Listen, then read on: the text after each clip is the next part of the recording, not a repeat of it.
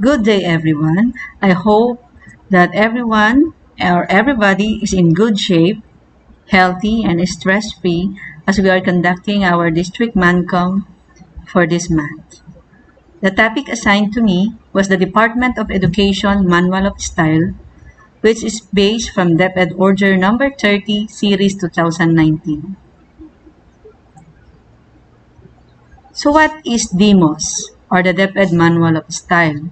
It prescribes the latest language style, format, and usage based on the Chicago Manual of Style, 17th edition.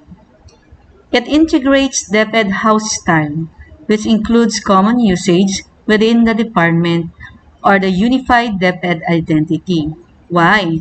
Because karamihan po sa atin, nagkakaroon tayo ng iba't ibang format pag gumagawa tayo ng mga communication letters and others sa iba't ibang stakeholders. So, ang purpose po ng ating DEMOS, or again, the DepEd Manual of Style, is maging uniform ang ating ginagamit. So, what is the outline of my presentation? So, we'll start with the correct abbreviations and acronyms. The capitalization. Part 3 is the currencies and exchange rates. 4 are the dates. How do we write proper writing of dates? The correct formatting. Language uses. Numbers. Organizations. Word class. Punctuations. How do we write the references? And the choice of the spelling. Okay, let's start. Okay, so we have to remember these are the 1, 2, 3, 4, 5, 7 C's for the principles of effective business writing. We have the clarity, conciseness, completeness. Pag sinabi po natin completeness, kailangan nasasagot yung ating communication letters, yung WH questions, concreteness, consistency. Madalas po ang ginagamit natin pag gumagawa tayo ng letter, we have the second or third person. Bihira po natin ginagamit ang first person or yung gumagamit tayo ng I. So, usually, ang ginagamit po natin is the school would like to request, ayan, coherence and courtesy. Minsan po kasi ang letter, parang minsan nagiging ang dating demanding. Kaya dapat yung choice of words ay selective po tayo para nagiging maayos or maganda pag binasa ng ating mga sinusulatan. Okay, let's start with part 1, the abbreviations. Sabi po dyan, if abbreviations appear more than once, spell out kapag una pong nilagay sa isang sulat. For example, school-based management. Open and close parenthesis, SBM. Sa susunod na binanggit mo siya, sa another paragraph, hindi mo na kailangang isulat yung mismong school-based management. SBM na lang po. And for the acronym, which is more known than their detailed po na pangalan, for example, the UNESCO, ang gagamitin po natin ay UNESCO. Use the, not a or an. For example, the DepEd. Hindi po natin ginagamit ang a DepEd. Capital letters, proper nouns or upper and lower case as relevant. For example, ang assistant secretary, ina-abbreviate natin siya as capital A, S, E, C. Office of the secretary, capital O, S, E, C, and USEC is capital U, small letter S, E, C. Next one, for the countries. Usually po, ang ginagamit natin ay 2 or 3 letters. For example, Philippines, capital P-H-L. Hindi na po yung capital P-H-I-L, tuldok. It should be capital P-H-L or P-H. For France, example, it's capital F-R. Yung pong United States, we spell that as United States or we spell out kapag ginagamit natin sa sentences, especially as noun. Pero for adjective, we use US without period. For example, US contribution. US dollars.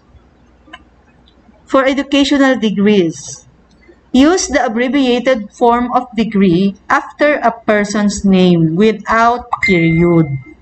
So, dati po, pag PhD, PH, period, D, period. Ngayon po, dire-diretso siya ng walang tuldok at wala ding comma after the surname. So, for example, R, period Santos, ed.D, or PhD. Wala na pong period sa PH and D. In text, use the standard rule for abbreviation. Example, the university will offer courses leading to Master of Arts, degree, and literature. So, wala pong period sa M and A.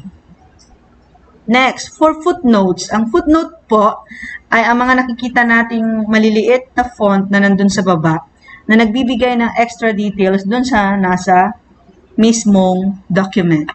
So, use abbreviated form of a term in the footnote if previously defined in the text.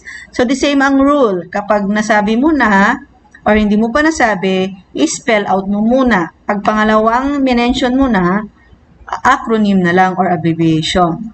For government, spell out the names of the national government. For example, Government of the Philippines. Hindi po natin dinadaglat or ina-abbreviate. Let's have now headings and titles. Abbreviate civil or military titles preceding a full name and in salutations. For example po, Rep. Jose Cruz Jr. Dahil buo yung pangalan niya, i-abbreviate natin yung representative. Pero pag surname lang niya ang sinulat natin, we will spell out the word representative. For example, Representative Cruz. Abbreviate social titles whether preceding the full name of the surname. Spell out doctor in direct address. For example, Miss, Mr., Mrs. Dr. Cruz. See you later, doctor. Omit these titles when a professional designation follows a name. Juan Santos, MD. Not Dr. Juan Santos, MD. Kasi nagiging redundant po siya. Use Rev or Reverend or Rev period and honor of on period before a full name when the does not precede the title. Spell out the titles when used with article the. For example, Rev Reyes. When we use the, we say the Reverend Ray Reyes. Issuances. Issuances are spelled out at first mention and are abbreviated thereafter. For example, RA, AO, Administrative Order, EO, Executive Order, without period but with series. No period in between letters. Republic Act Number 10533, Series 2023. But for succeeding citation, RA 10533S 2013. First citation, DepED Order Number 8. Then succeeding citation, DO8 Series 2013. Hindi na po natin sinasabi yung number. Non-English terms. For first appearance, spell out first the English translation of abbreviated non-English terms, followed by the non-English abbreviation in parentheses. Example, Commission on the Filipino Language. Dahil mas kilala po siya sa KWF o yung abbreviation niya or acronym niya sa Tagalog. Plurals. Add lowercase s to indicate plural abbreviation. For example, School Disaster Risk Reduction and Management Plan. So, SDRRMPS. Wala pong apostrophe. Do not add S to the abbreviated or acronym. For example, DepED's policies. Yan.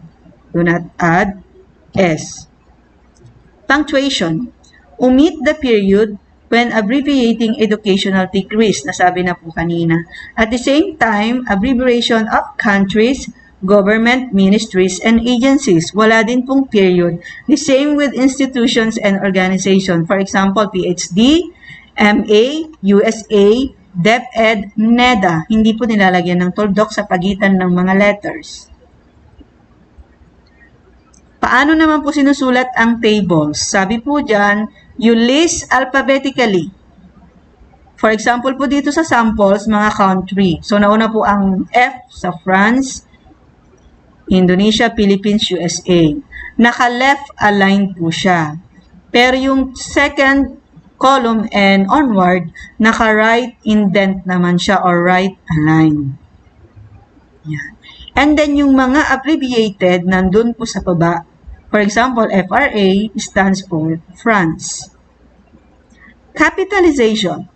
Use a capital letter to begin proper nouns, sentences, headings, some abbreviations and acronyms, and the important words in composition titles. Capital letters for religious bodies, programs, political parties na may title po mismo, ethnic groups, part of documents or publication. For example, Pasig River, Philippine Constitution, Ilocano, Kindergarten. So sila po ay nagsisimula sa capital letter. For educational degrees or grades, gumagamit din po ng capital letter. For example, Juan de la Cruz, MD. She has a master's degree in Philippine Studies. Another for titles, capitalize initial letters for professional titles, lowercase when following a name. So example, President Juan de los Santos. So capital P. Pero pag sinabi po natin the President, we use only the small letter. Once a title has been given, it need not be repeated each time a person's name is mentioned. For example, Cecilia Reyes, Senator of the Philippines. Sa susunod po na tense, ang sasabihin na lang natin is Senator Reyes or Reyes. Hindi na po buong Senator of the Philippines or yung kanyang buong pangalan. Next, dates. Paano po natin sinusulat ang date? Sinulat ko na lang po yung mga example niya. Correct writing. 300 BC, AD 2013. 10:30 a.m. or 10:30 in the morning. Hindi po natin pinagsasama. It's either ilalagay mo yung AM or sasabihin mo 10:30 in the morning. Hindi natin sasabihin 10:30 a.m. in the morning. Dahil understood kapag AM, that is morning. Same sa afternoon. December 25, 2018. Kapag gumagawa po ng document, kapag mayroon daw siyang dates and year, ina-abbreviate natin ang month. For example, APR period 27, 2018.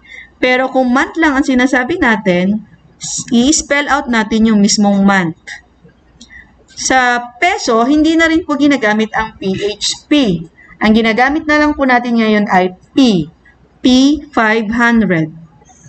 Kapag sa money po ng ibang bansa, we use the 3 letters. For example, Canadian dollars, it's CAD 900 or US dollars, it's USD 818. Yan. Let's go now to part 5 or the formatting. To emphasize any item and document issuances, use boldface. Ito na po yung sample niya, naka-bold, naka-highlight. Ako, ang madalas kong ginagamit is kino-colored ko siya or ina-underline. Hindi po pala yun ang tama. Ang tama po pala ay i-boldface lang. Now, let's go to what is the difference between annexes and enclosures. Enclosure is a part of a document. Ibig sabihin, pag nag-enclosure po kayo, it will start at page 1. Annex or attachment is an extra material that is part of the enclosure, which start from letters. Example, A. Restart footnote numbering each appendix to 1. Headings. Do not use abbreviations. Tandaan po natin sa mga headings or mga title, hindi po na tayo nag-abbreviate. Use title case for heading except a, an, the, and proposition. Sample format, nandun po sa ating DepEd Manual of Style na pwedeng po nating reviewin. Let's go to figures.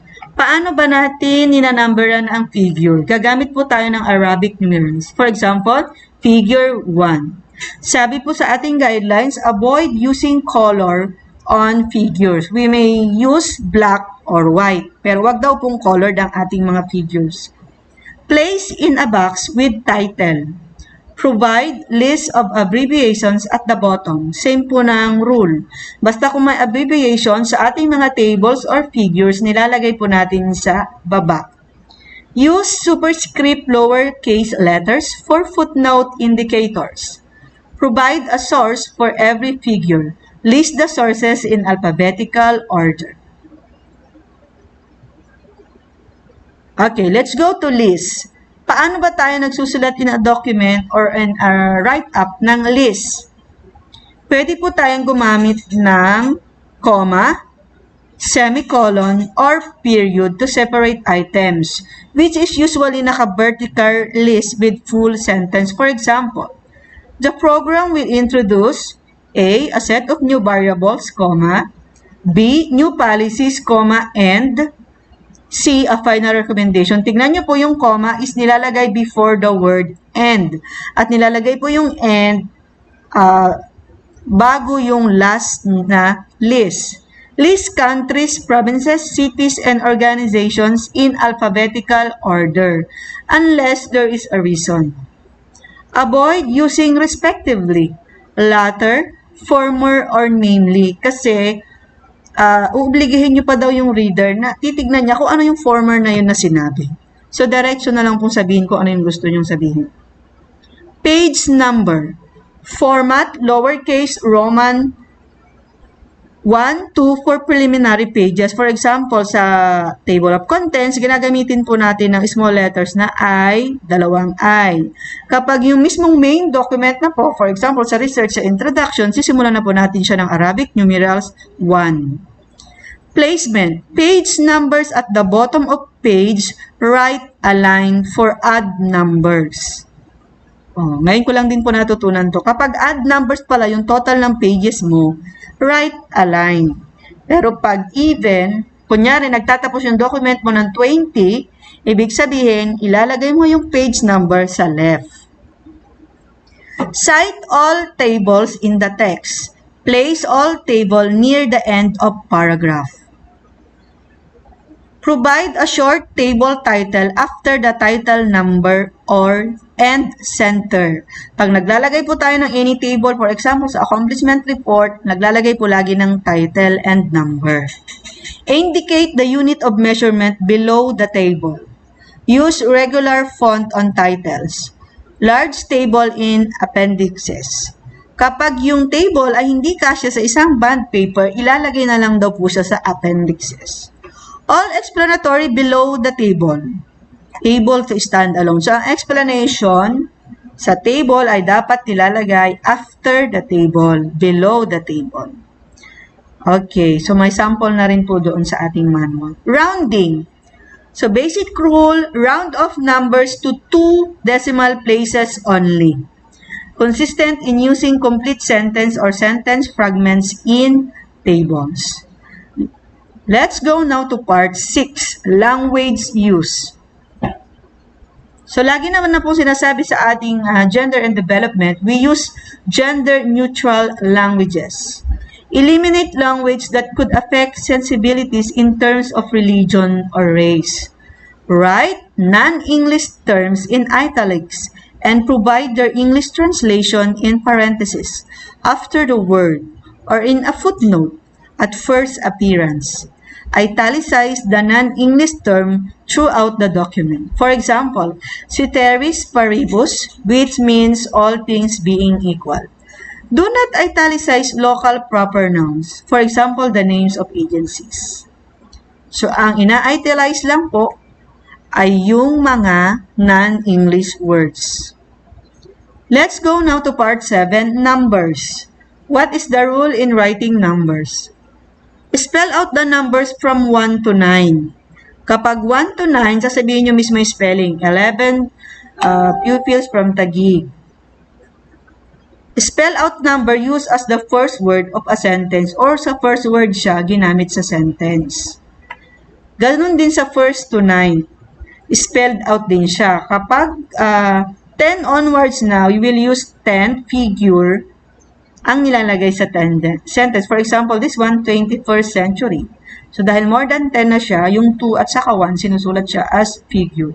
Same with 10, kasi 1 to 9 lang, or 1st to 9th lang ang sinusulat in word. Numerals or words, fractions are spelled out and hyphenated. 1/3 of the student population. So, hyphenated po yung fraction, 1/3. 1/2 of the learners. Use figures for the following.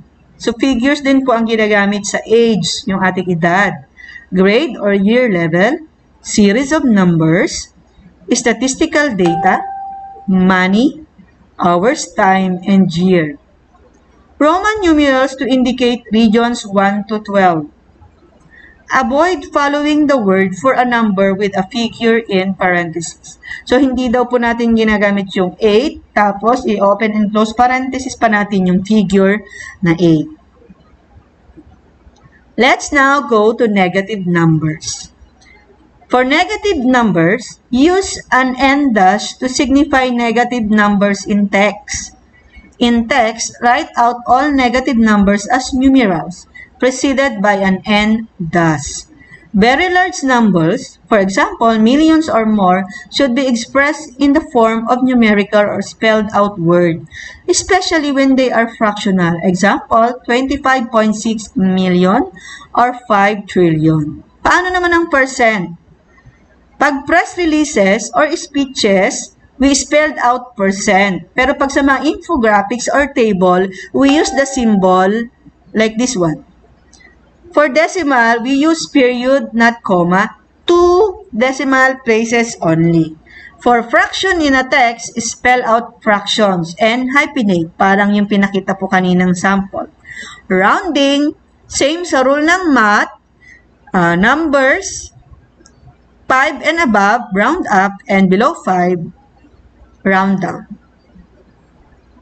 For organizations, use the official spelling of the name and acronym of an organization. Example, ILO is International Labor Organization. So, tingnan nyo yung labor niya, it's OU.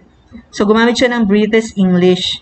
So, kung ano yung ginamit ng mismong organization, yun na po yung susundan natin. Although, ang standard sa atin, ang ginagamit natin ay American English. Pero dahil ito ay pangalan ng organization, susundan natin kung ano yung ginusto nilang spelling.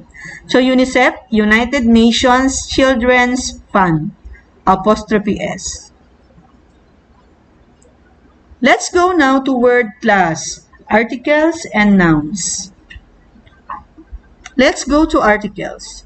Use the definite article the for particular noun and a or an for not specified identity of noun. For nouns, which are used as adjectives, make nouns singular when they are used as adjectives. Exemption, retain the S if a phrase sounds unnatural or misleading without it. Nakasanayan na ganun ang pagkakasulat niya with S. For example, human resources budget, results framework. Wala tayong naririnig na result framework. It should always be results framework. Same with skills training. Training needs assessment. Schools division memorandum. So, hindi natin sinasabing school division memorandum. Schools division office of Aurora. So, may S. What are verbals? Verbals are verb forms that could function either as a noun, gerund, or an adjective, participle. So, we have 3 types of verbals. We have the gerunds, participles, and infinitive. Pag gerunds, ang clue doon, and ing, and function as a noun. Pag participles, they function as an adjective. And for infinitive, usually take the form of to plus verb and also function as noun. Reading is the student's favorite hobby. To win the championship was one of the student's dreams. Crying salty tears, the accuser narrated her experience. At base po sa ating manual, mas advisable po na ginagamit natin ang active voice. Ibig sabihin po, nauuna ang subject kaysa sa verb. For example, we would like to request, hindi po sasabihin, for example, a cellphone, a tablet will be requested by the. So it's always start with the subject. Para po formal. Let's go now to part 10. Part 10 na tayo, punctuation. Apostrophe. Used to show one or more letters have been omitted or di po ba ginagamit siya for possessive form. Pero tandaan po natin, ginagamit lang natin usually ang contractions in dialogues or scripts. So hindi po natin siya ginagamit sa ating mga formal communication letters in the different offices. Possessive form, apostrophe S, children's hour, Philippines, dahil ang Philippines ay may S talaga, nilalagyan na lang po yung apostrophe after S. Brackets. Kailan naman po natin ginagamit ang brackets? Brackets are usually used in transcription for silent editing. Used to indicate that the editor has added a particular word or rephrased a statement in a transcription. Ang colon naman po ay ginagamit natin to introduce a list in a sentence or to separate subtitles. Lagi po, lalo sa mga innovations or research, climate change, understanding, reducing, and adapting. Para maiwasan yung maraming word na ginagamit, gumagamit tayo ng colon.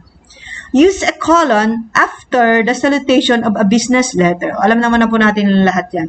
Your Excellency, colon, Dear Mr. Rosales, colon, for our business letters.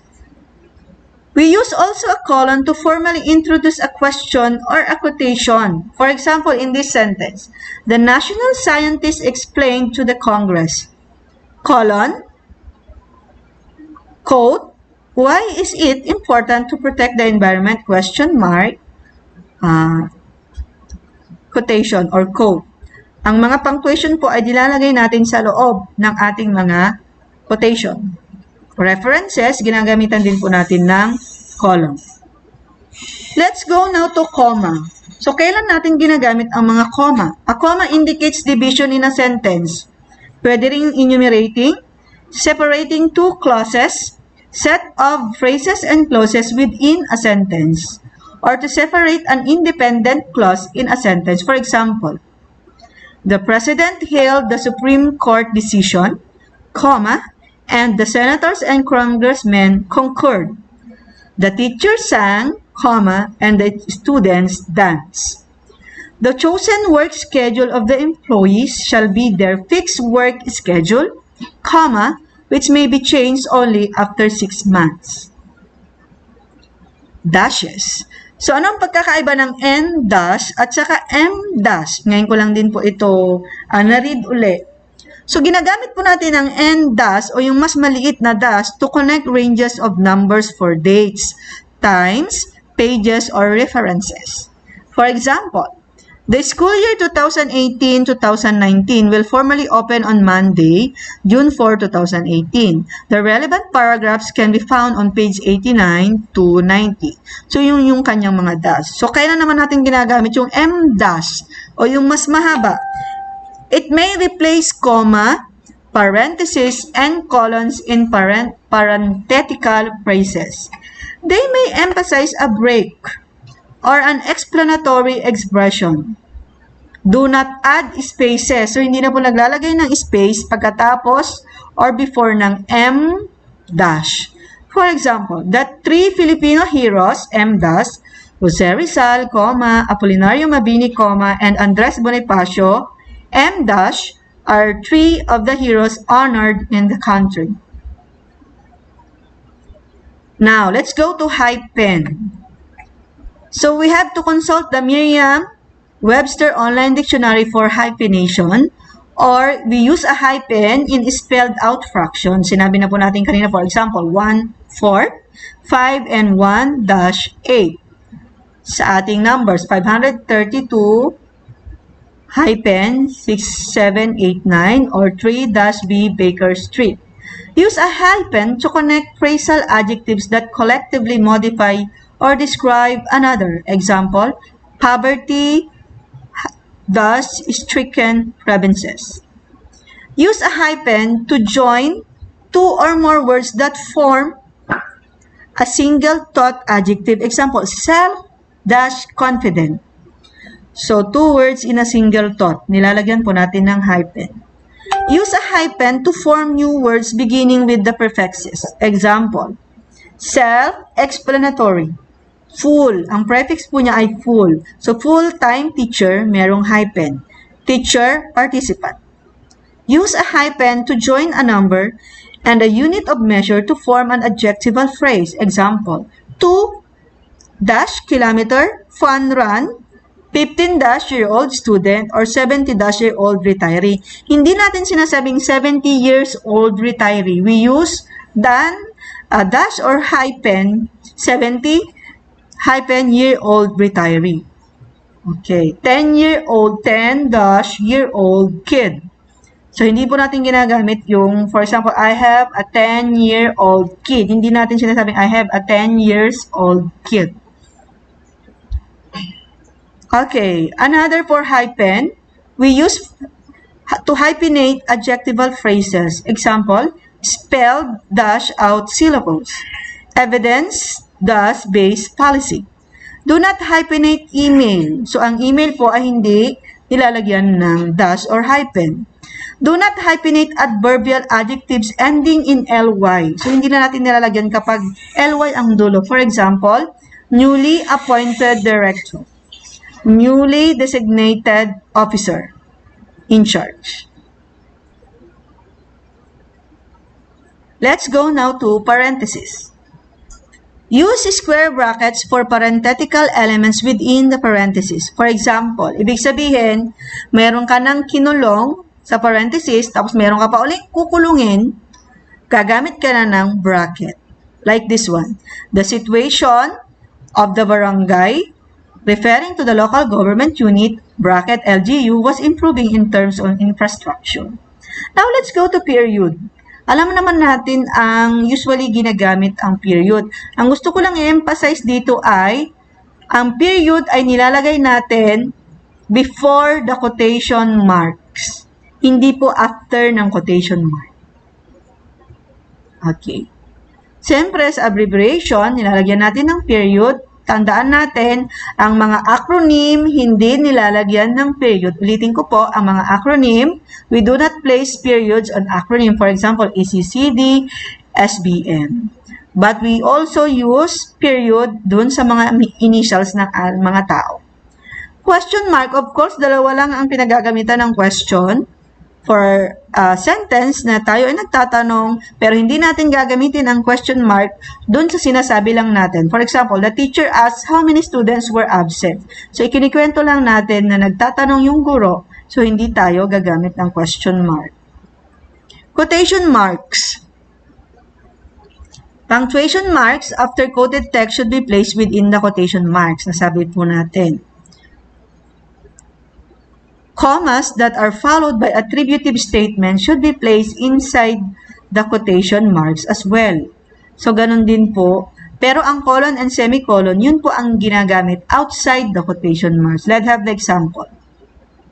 The paintings was sold at the auction. So, period, nasa loob ng quotation mark.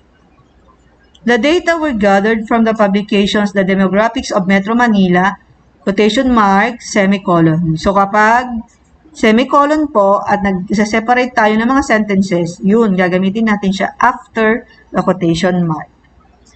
Saan pa natin ginagamit ang quotation mark? Set of direct quotation with quotation mark. Place only the exact quoted words within the quotation mark.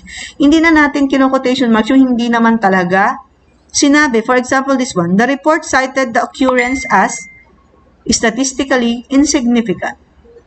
For long quotations na more than paragraph, nilalagyan lang po natin ng quotation marks sa first paragraph and the end paragraph, kahit pa siya tatlo, except kapag sa issuances.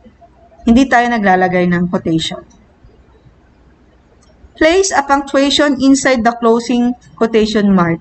For example, he said, comma, quotation mark, reading the book was a challenge, period, quotation mark. Let's go now to semicolon. Kailan po natin ginagamit ang semicolon o yung kuwit na may tuldok?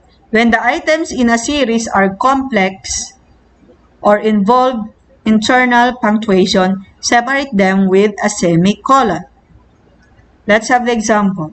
The National Capital Region bagged a total of 95 medals, semicolon, Region 3, 87, semicolon. Use the semicolon to join two independent clauses that are not connected by a coordinate conjunction. So, dalawang independent sentence. Example. The President hailed the Supreme Court decision, semicolon. The senators and representatives also concurred with it. References. Cite all quoted or references materials correctly and completely. Paano ba tayo nagsasite sa reference? Yung pangalan ng mga publication or ng mga books ay naka-italize. For example, the Chicago Manual of Style, CMOS, is a reference, so naka-italize siya. For books, follow this model for format and punctuation. Author, year, title in italics, place of publication, publisher. Page number are optional and should appear at the end of the footnote. For ranges of page number, use an end dash. Example, pages 11 to 35. Government publications. Government of the Philippines, period, year 2010. The title of the publication is Philippine Statistics, naka-italicize siya, or italics, series number 13, Manila. Government of the Philippines, Department of Education, period, 2011, Education for Development, Manila. Periodicals. Paano natin sinasite ang periodical sa reference? Same. Author muna, period, year, period, title of article, period, journal or newspaper, title in italics. Author, year, title of article, journal or newspaper, title in italics, volume number or the issue number, and page number. So, yun yung dalawang options sa paggawa ng references. So, usually ito, nagagamit natin madalas sa innovation, research papers, at sa mga accomplishment or mga narrative report na nangangailangan ng backup ng ating mga kinuhang references. Others. W, period M, period Santos, Tuldok 2015, period. Research into the environment, period. Ito yung pamagat ng journal, research journal. Period 16, malamang volume 16, 5, pages 100 to 219. Online and electronic sources. Cite, quoted or reference material from an electronic source correctly and as completely as possible in a footnote. Tip, press Shift and Enter to break URLs without breaking the link. Do not add a period after a URL. Do not underline URL kasi kusa siya kapag sinusulat mo na, tinatype mo na. Spelling. Okay, we are now in a part 12. Ayan, I hope everybody are still listening or is still listening. Spelling na tayo. Again, nabanggit ko na kanina, ang pina-follow natin is American spelling. So, anong i-consult natin pag medyo confused tayo? We use the Merriam-Webster Dictionary, www.m-w.com for correct spelling if unsure. For Filipino words, ang ginagamit po natin is the UP Dictionaryong Filipino, Binagong Edisyon 2010, or the Dictionaryong Filipino, Komisyon ng Wikang Pilipino. So, yan po ang ating reference sa tamang spelling sa English man or sa Filipino. American English is to be used consistently for all documents including issuances. Exemptions are advisor and trainer. So, sa DepED, piniprefer natin ang advisor and trainer. The following are few example of the differences. So, ito na po. So, these are the US, English, at ito naman yung British. So, ang sabi dyan, ang gagamitin daw po natin ay American English. For example, analyze, so we use Z, we do not use S. Pansinin niyo po sa American English behavior, walang U.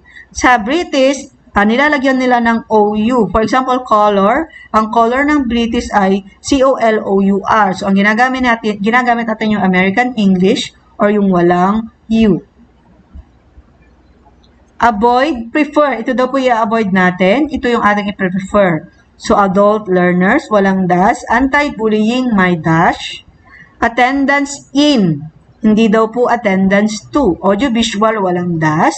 Baguio Teachers Camp, walang apostrophe. Breakout, may dash. Child-friendly, may dash, and so on. So, hindi ko na po yan iisa-isahin. Ito po ay mga dalas natin ginagamit. Department-wide, so may dash. Education dash related. Evidence-based, may dash. Equipment, tandaan po natin, wala pong S ang equipment. Ang plural form po ng equipment ay equipment din. Hindi po nilalagyan ng S.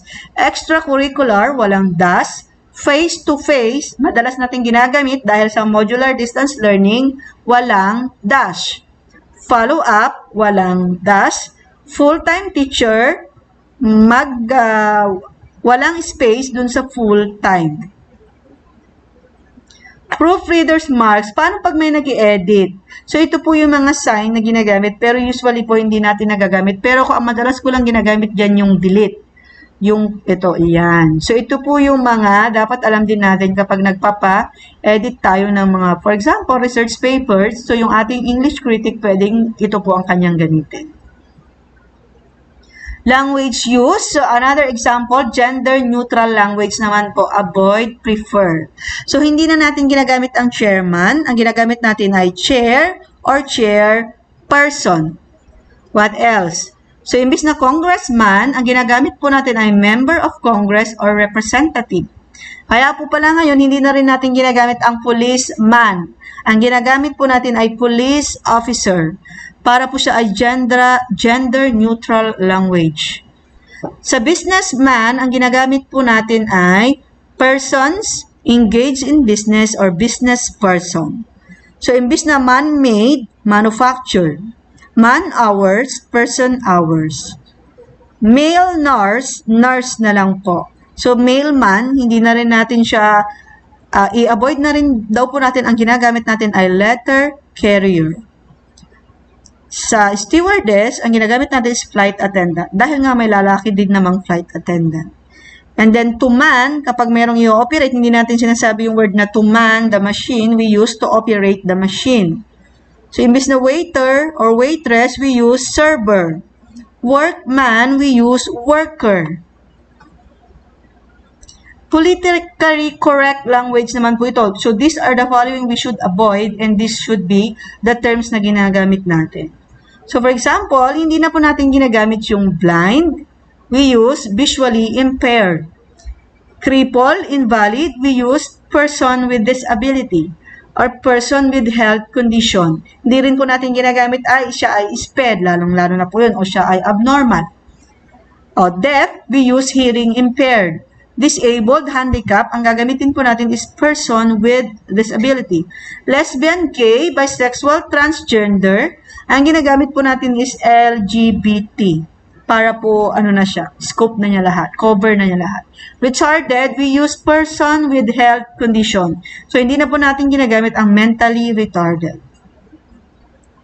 Language use, marami pa po sa ating manual, expressions used in ordinary conversation, pairs of words often confuse and eliminating redundancy. So, ito lang po yung dapat nating tandaan. Dapat yung ating ginagamit na language ay hindi redundant and correct yung spelling. At of course, yung grammar. So, these are example of Filipino terms naman which are commonly used. Example, ahensya. So, kung titignan natin ang ahensya ay mayroong I. Ahensya. Ano po ang madalas pa natin ginagamit dito? Okay. Tingnan natin, ginagamit natin ang kamag-aral. So, meron siyang das, bigyang daan. Okay, these are some samples of the organizational terms and abbreviations. Marami po yan sa manual. So, samples na lang po ang binigay ko. For example, AA, pag nakita po natin yan sa mga balita or sa mga document, that means agency to agency. So, anong madalas nating naririnig? Sa amin sa school head, maririnig nyo lagi ang AIP. What is AIP? That is the Annual Improvement Plan or yung plano ng school pang buong taon sa kabuuan. How about ALS? That is Alternative Learning System. Madalas na po nating naririnig. AO is the Administrative Officer. AP, Araling Panlipunan.